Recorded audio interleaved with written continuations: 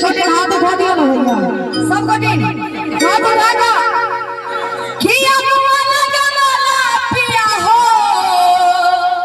हम हुआ हो लगा वाला और की भैया कहे ना लगा वाला पिया हो निमिया है गचिया कहे ना लगा वाला पिया हो निमिया के गचिया हम वाला गवाला पिया हो हुआ हो लगा वाला हम वाला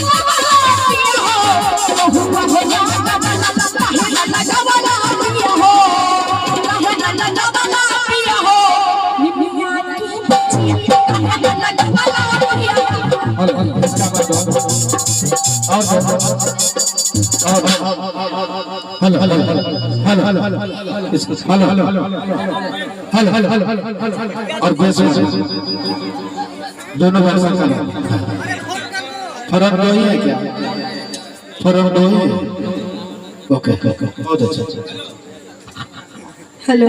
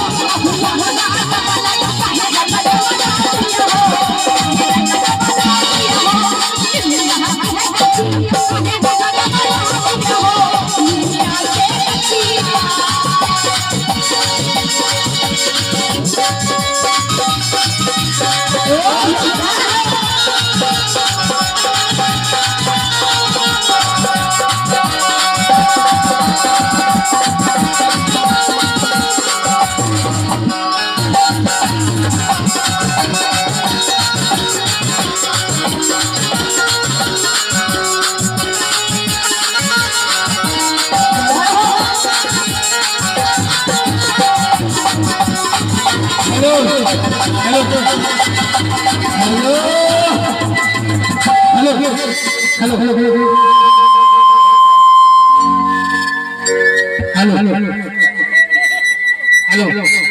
भोला बाबा एंटरटेनमेंट भोजपुरी डिपार्टमेंट है उनके तरफ और ममता शर्मा ममता शर्मा के अंतर्गत ये प्रोग्राम होने जा रहा है वो आ रही हैं और उनके साथ और कई भी कलाकार हैं आप लोग को मनोरंजन के लिए इस स्टेज पे आ रहे हैं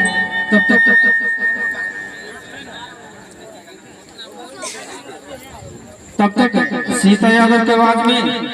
ये जो प्रोग्राम चल रहा है इसको चलने दीजिए। हेलो लीजिए सीता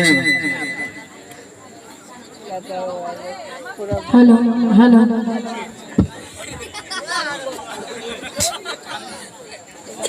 किया वाला गवाला पिया हो हम हुआ हो लगा वाला माया लगा वाला पिया हो हम हुआ हो लगा वाला और भैया अनि मीठी मीठी ताली देने के छै पता है लगा वाला पिया हो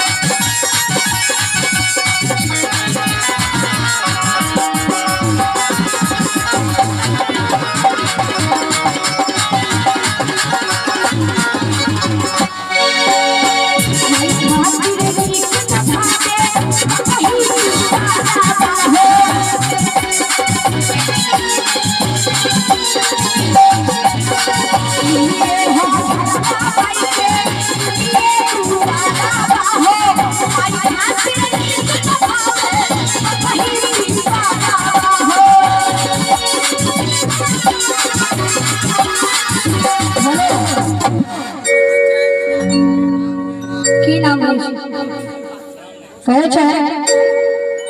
कि लिए हाथ हलवा माई के आदमिए दुआरा हो अमाई खातिर नीक ना भावे पतही दीवाना हो लिए हाथ हलवा माई के